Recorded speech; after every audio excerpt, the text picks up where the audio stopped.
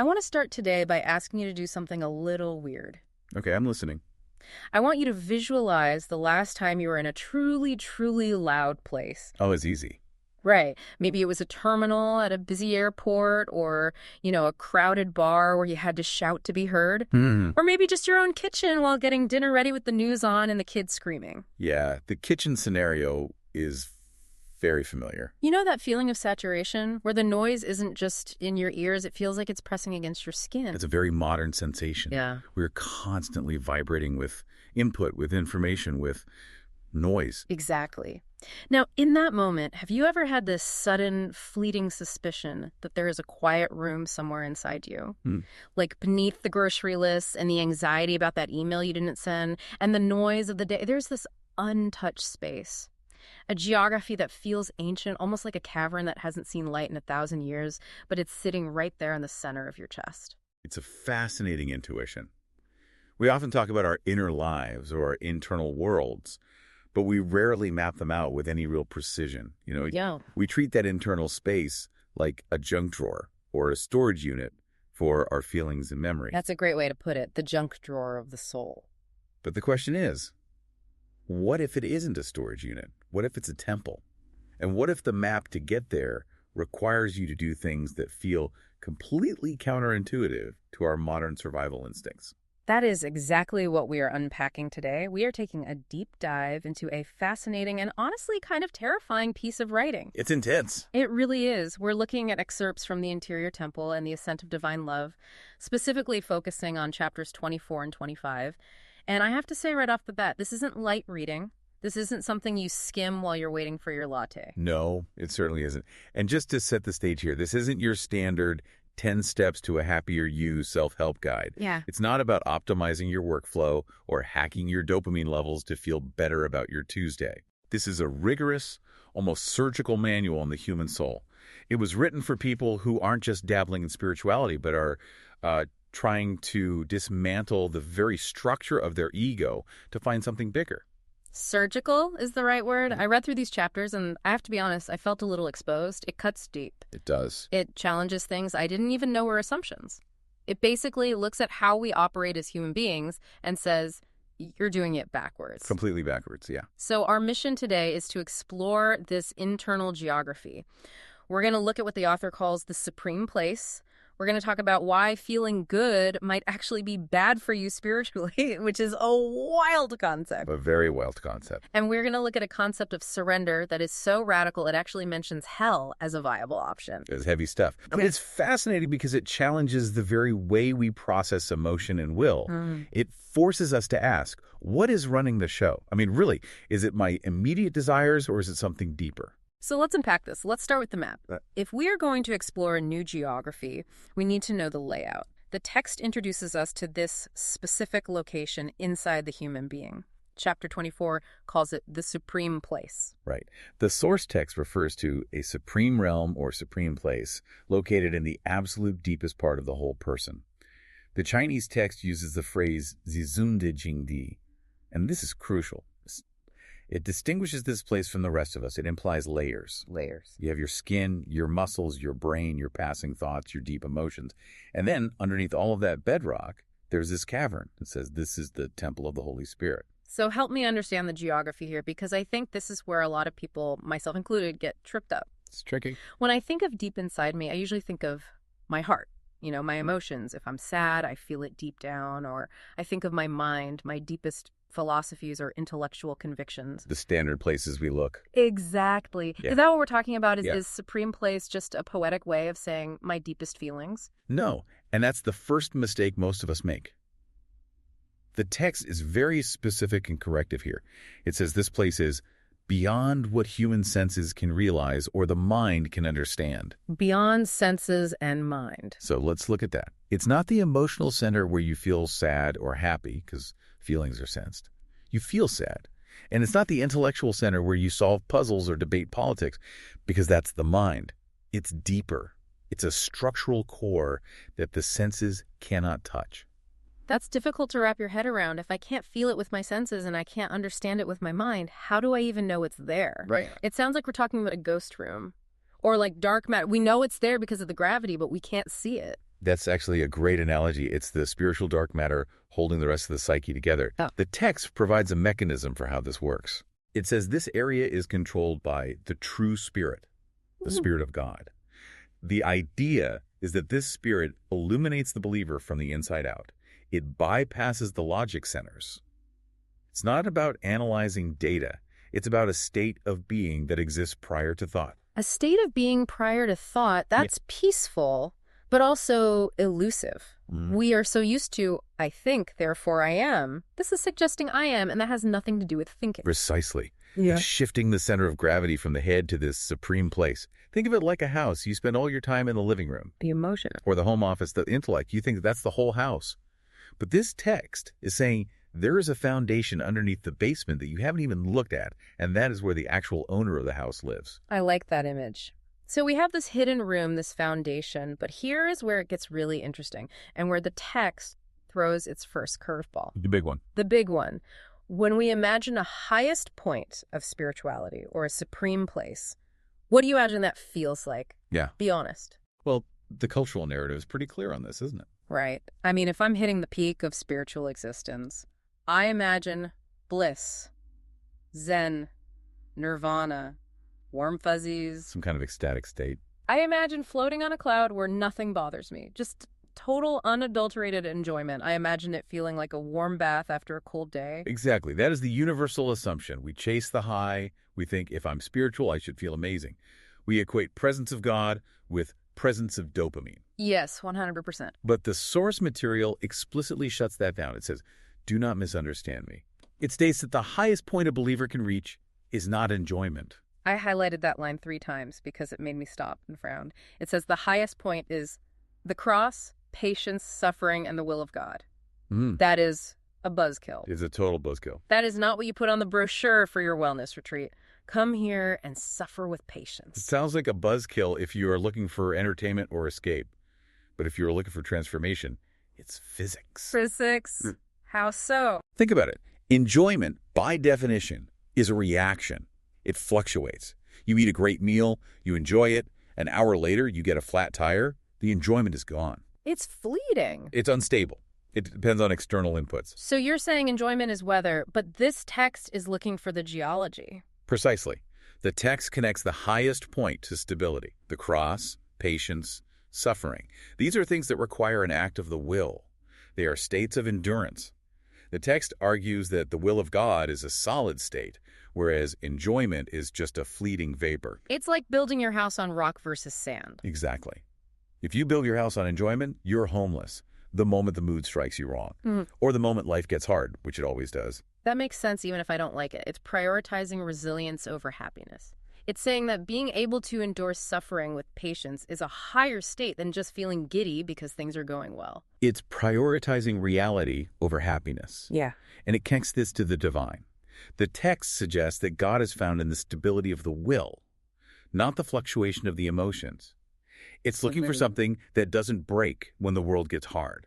Which it inevitably will. Because let's face it, the world gets hard. If your spirituality only works when the sun is shining, it's not very useful, is it? It's a luxury item. That is a very pragmatic way to look at it. So we have this supreme place, this inner temple. We know it's not about getting high on good vibes, but why can't we find it? Right. Why does it feel so far away? If it's inside me, why do I feel like I'm searching for it on a map?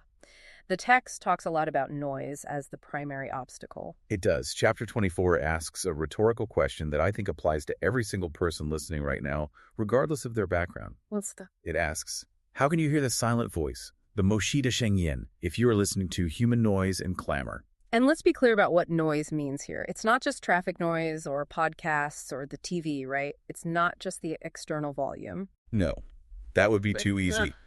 If it were just external, we could just buy noise-canceling headphones, lock ourselves in a closet, and be enlightened in 20 minutes. That would be nice. It would be. But the text specifically warns against considerations, reasons, and logic. Which is ironic because we are using logic to analyze this text right now. We are reasoning through it. It is the paradox of the deep dive. We are using the mind to understand that we need to transcend the mind. But think of it this way. Imagine you are at a rock concert. You're right next to the speakers. The bass is thumping in your chest. I can feel that. and someone is trying to whisper a secret coordinate to you, the location of a hidden treasure. I'm not hearing a thing. I'm just hearing the drums. You're not hearing it. Now, usually when we talk about quiet time, we think about turning off the music. But the text says the noise isn't just external. The rock concert is your own analytical brain. Oh. It's your constant need to figure things out, to weigh pros and cons, to strategize, to worry about the future, to replay the past. That mental chatter is the noise that drowns out the silent voice. It's the internal saboteur, the narrator in our head that never shuts up. Yeah. The one that says, did I say the wrong thing in that meeting? Or what should I make for dinner? Or I wonder if that person likes me. That constant low-grade hum of anxiety and planning. Yes, and the text personifies this noise. It calls it the old self. And this is probably the most psychologically astute part of chapter 24. It doesn't just say be quiet. It identifies a distinct part of the human personality that is unwilling to die. Unwilling to die. That's dramatic. It's a fight for survival. I loved the breakdown of the old self here because it felt like I was reading a description of my daily routine. The text lists 3 characteristics of this old self. 1, it loves activity. 2, it loves acting according to its own will. And 3, it loves its own environment. Let's break those down because they are the 3 pillars of modern existence. First, it loves activity. I feel attacked. I can't sit still for 5 minutes without reaching for my phone. Nobody can. If I'm standing in line at the grocery store, I'm checking emails. If I'm watching a movie, I'm also scrolling social media. It's like stillness is a vacuum that my brain has to fill immediately. We all do. Yeah. We live in a culture that equates doing with being. If you aren't producing, are you even alive? We measure our worth by our productivity. But the source suggests that this frantic need to do is actually a defense mechanism. A defense against what? The old self stays busy so it doesn't have to face the silence. Because in the silence, the old self has no power. The old self is an actor that needs a stage. If you turn off the lights and close the curtain, the actor ceases to exist. It's like the shark that has to keep swimming or it dies. Perfect analogy. Our ego has to keep posting, keep working, keep fixing, or else it feels like it's dissolving. Exactly. And the text says that for true spiritual depth, to enter this interior temple, that shark has to stop swimming. You have to stop the frantic doing. You have to allow the old self to feel the panic of inactivity and stay there until the panic passes. That is profound. It's not just about resting. It's about confronting the panic of not doing. Okay, what about the second characteristic? It loves acting according to its own will. This is control, right? It's autonomy. It's the core of the modern identity. We love to be the captains of our own souls. We want to drive the car. Even if we don't know where we're going, we want to be the one holding the wheel. And we get very angry if someone tries to take the wheel. Very. But the text argues that this autonomy is actually a barrier. If you are full of your own will, there is no room for the divine will. 2 objects cannot occupy the same space. You have to get out of the driver's seat. You have to get out of the car. Wow. Okay. And the third, it loves its own environment. Comfort. We curate our lives to be comfortable. We surround ourselves with people who agree with us, media that entertains us, temperatures that suit us. The old self builds a fortress of comfort. It creates a bubble. Our algorithmically perfected bubble. Exactly. To enter the temple, you have to leave the fortress. You have to step outside the bubble into the wilderness, which is, scary. Which brings us to the most terrifying part of the map. The protocol of surrender. This isn't just quiet down. This isn't meditate for 10 minutes. This is distinct. It's aggressive. It's radical detachment. The source instructs the reader to escape. And that word choice is deliberate. You escape a prison. You escape a trap. Escape what? Everything. It says to escape any concern for things other than the Lord. And the list includes people, things, external benefits. Okay, that's already hard. But then it goes deeper. It says we must discard personal interests hidden deep within. That's the tricky part. Personal interests hidden deep within. We're not talking about obvious vices here. We're not talking about robbing banks or hurting people. No. We're talking about things that feel like me. We're talking about what? My desire to be liked. My desire to be safe. My desire to be right. Your desire to be the protagonist of your own story. Oof. That is the ultimate personal interest. We all view ourselves as the main character in the movie of life. Everyone else is a supporting actor. God is maybe the director or the producer. And we'd like to have a word with the director about some of the recent plot development. We would. But this text calls for a simple, complete, absolute handing over of oneself. It says you must act only to please him. It flips the script. You aren't the main character anymore. You are the instrument. The phrase used is dying to the self inside. Yes. And this is where modern psychology and this ancient spirituality clash, but also intersect. Psychology often tries to build up the self-healthy boundaries, self-esteem, self-actualization. Without good things. And those are important for functioning in the world. But this text argues that the self, at least the old self, the ego, is actually the blockage to the divine. You cannot enter the temple with your baggage. In fact, you can't enter the temple as yourself. You have to leave you at the door. That sounds painful. It sounds like a loss of identity. It sounds like ego death. It is meant to be. It's a death. But the promise of the text is that on the other side of that, death is the only thing that actually matters. The text suggests that your identity is actually a prison. A prison? It's a costume you're wearing that is too tight. Dying to self is taking off the costume so you can finally breathe. It's realizing that what you thought was you was just a collection of habits and anxieties and old wounds. It reminds me of that line about how you have to empty the cup before you can fill it, but this is smashing the cup. Or rather, it's realizing you aren't the cup. You're the space inside it. You are the vessel for the divine, not the owner of the vessel. Whoa. Okay. That is a lot to digest. And I want to pause here for a second and just acknowledge how radical this is. This isn't add God to your life. This is replace your life with God. Exactly. It's not an addition. It's a substitution. It's a total paradigm shift. So let's shift gears to chapter 25. Because if chapter 24 is the map of the location, the supreme place, chapter 25 is the description of the journey, the ascent. The how-to. The how-to, right? And the author lays out two very different paths to connect with the divine. Right. The text acknowledges that humans are complex, so there isn't just one way people try to connect. Yeah. But it clearly ranks them. The two paths described are sensory joy, which is based on feeling, and spiritual longing, or thirst, which is based on the will. And based on what we've already discussed regarding enjoyment versus suffering, I have a feeling I know which one the author prefers. It's not subtle.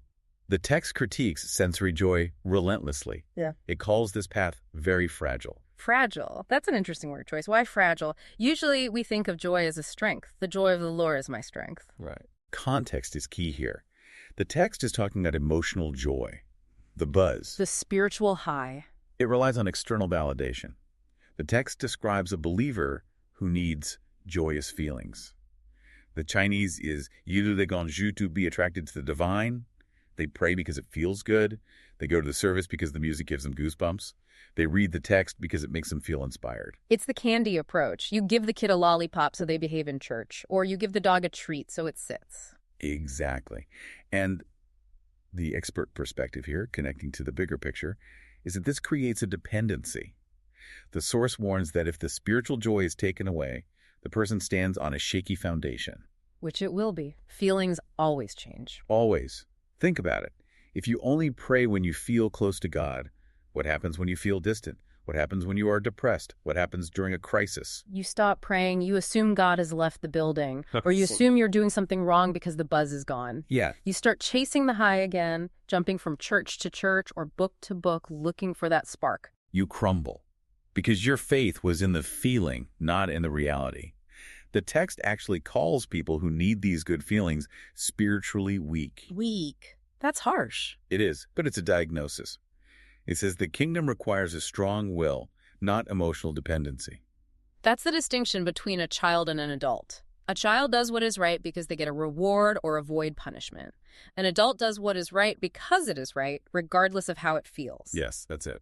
The text is pushing for spiritual adulthood. It wants you to move from the sugar rush of feeling blessed to the nutrition of seeking the will. And that nutrition's often bland, or sometimes bitter, like eating kale instead of cotton candy. Right. But it builds muscle. The sugar rush just rots your teeth. So the author pushes us toward the second path, spiritual ascent. This is the path of the strong will. The preferred path. And this is broken down into 3 stages. I want to walk through these because they get progressively more intense. This is the roadmap for the adult believer. Let's do it. Stage 1, disgust and silence. Strong words. Disgust. Very. The text says the believer is filled with a God to the point where they feel disgust for worldly things. Now, I have to play devil's advocate here. Please. Does this mean I have to hate pizza and sunsets and puppies? Does it mean I have to hate my job and my hobbies? Yeah. Because that sounds miserable. It sounds like depression. That's the common misinterpretation. I don't think it's about hatred in the sense of anger or depression. It's about a shift in appetite. It's relative. Okay. Think about it this way. If you have just eaten the most incredible Michelin star meal of your life, I'm talking a 12-course tasting menu, perfectly paired wines, flavors you didn't know existed, you are completely full, satisfied, your taste buds are singing. Okay, I'm hungry now. And then, right after that meal, someone offer you a stale cardboard cracker. No salt, no flavor, just dry crunch. I'm not interested in the cracker. You might even feel a little disgust at the idea of eating it because you are so full of something better. Okay, I see. That is the concept here. It's not that the world is evil. It's that it has lost its flavor compared to the divine. You become quiet in God's presence because nothing else is worth talking about. The chatter of the world just seems petty. Like stale crackers. The gossip, the news cycle, the striving for status, it all looks like stale crackers. Okay, that makes it more relatable. It's a recalibration of taste. You graduate from fast food to fine dining, and you can't go back. It's not that you hate the fast food, it just doesn't register as food anymore. Exactly. So that leads to stage 2. Intoxication. The Chinese term used is chen mi like, indulging, wallowing, obsession. This is the saturation point. The text says the believer receives more than they deserve. They are saturated with divine love. This is the flip side of the disgust in stage 1. How so? You aren't just empty of the world. You are overflowing with the divine.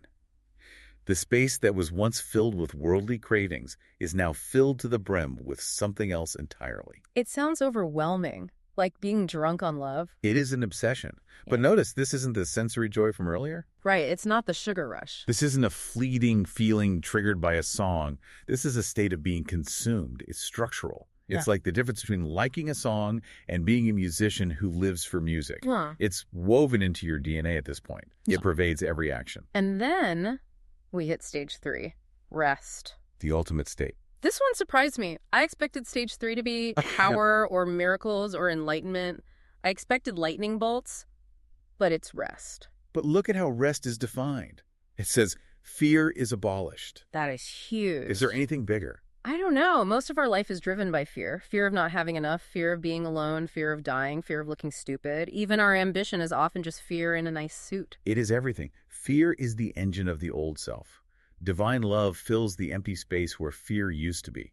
And because fear is gone, the believer can reject themselves completely. They can abandon themselves. This brings us to the abandonment, and this is where we have to talk about the hell hypothesis. Yes. This is the climax of the text. This is the moment where the rubber meets the road. This is the test that separates the tourists from the residents. I read this sentence and I had to stop. I literally put the text down and stared at the wall. I think everyone does. The source says, if the believer knew that going to hell was the specific will of the Most High, they would be willing to go. It is shocking. It's meant to be shocking. It's a violent sentence. It's insane. I mean, isn't the whole point of this belief system to avoid hell? Isn't the deal, I follow the rules, I get heaven? Why would anyone agree to go to hell? It contradicts the basic survival instinct of religion. That is the transactional view. That is the old self talking. How? The old self wants to save its own skin. The old self uses God as a fire insurance policy. I'll pay my dues so I don't get burned. I'll be good so Santa brings me presents. Okay, I see that. That's self-preservation. That's a religion of self-interest. But this text is talking about divine love. Think about human love for a second. If you love your child, really love them, you would endure suffering to save them. Of course. You would run into a burning building. You wouldn't ask, what's in it for me? You wouldn't say, I'll save you only if it's safe for me. Of course. Without hesitation. But this takes it a step further. This is saying, I love the will of God so much, I am so aligned with it, that if God's will was for me to be separated from him, I would agree to it. That's the part I can't get past. Because his will is more important than my destination. My obedience is more important than my safety. It destroys the ego's need to survive. It's the ultimate paradox. You love God so much you are willing to lose him. Exactly. And the expert analysis here is that this is a litmus test. It's a hypothetical. It's a thought experiment designed to root out the last shred of selfishness. So it's not a command, it's a test. It's a test. If you are only serving God because you want the mansion and the golden streets, you are still serving yourself. You are still a mercenary. This test asks, are you a lover or are you an employee? Wow. A lover or an employee, that hits hard. The employee works for the paycheck. Which is heaven. The lover works for the beloved. The employee quits if the paycheck stops. The lover stays no matter what. And here is the beautiful irony, which the text points out. The moment a person reaches this level of detachment, the moment they are actually willing to let go of everything, even their salvation, for the sake of God's will. Nothing can separate him. Precisely. The source says that once this surrender happens, nothing can separate him from the divine anymore. You get the treasury access to the infinite, only when you stop trying to hoard your own security. It's like the finger trap toy. The harder you pull to get out, the stucker you are. The moment you relax and push in, you're free. That is a perfect analogy. The old self is pulling, fighting, trying to secure its spot in heaven, trying to maximize its spiritual ROI. The new self surrenders, accepts whatever comes, even the worst fate. And in that acceptance, finds the rest that was promised. It stops struggling. It redefines success. Success isn't feeling good. Success is being aligned. And it redefines safety. Safety isn't escaping danger.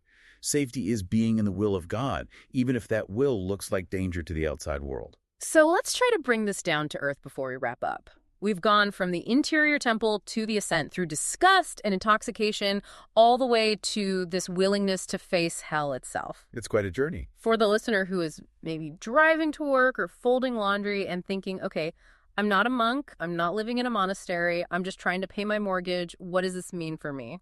I think the relevance is massive. Yeah. We live in a world that sells us sensory joy every second of the day. Nonstop. Buy this, click this, watch this, and you'll feel good. We are conditioned to seek the path of least resistance and maximum pleasure, and we are seeing the cracks in that foundation. We are seeing high levels of anxiety, depression, fragility. We are falling apart because we are building on sand. Because we're building on that shaky foundation the text talked about. We're building on feelings, and feelings change. Exactly. We are addicted to the sugar rush. This text challenges us to build a strong will, to find a stability that doesn't depend on whether you got enough likes, or whether your boss was nice to you, or even whether you feel happy today. It's an invitation to grow up. It is.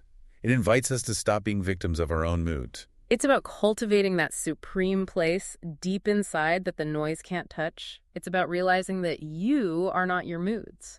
You are the space in which the moods happen. Yes. It asks us to look at our old self, the part of us that loves activity, loves control, loves its comfort zone, and ask, is this helping me or is this keeping me shallow? Is my busyness actually just avoidance? Am I running away from the silence because I'm afraid of what I'll find there? That's the question. Which part of your old self is fighting the hardest to stay in control right now? Is it the need to be right, the need to be busy, the need to be safe? And are you willing to let it die? Are you willing to embrace the silence, even if it feels uncomfortable at first? I want to leave you with one final thought to mull over. We talked about that hell hypothesis, the idea that true peace comes only when we abandon the fear of the worst possible outcome. The ultimate surrender. So try this on for size. Think about the thing you are most afraid of right now. Failure, rejection, loss, being alone. Whatever it is. Now imagine a version of yourself that was willing to accept that outcome, provided it was the right path. If you were truly willing to accept anything, even the worst fate, how much power would fear still have over you? If you accept the worst, fear has no leverage, and that is the path to the interior temple. For more spiritual resources, visit lokaken.ai.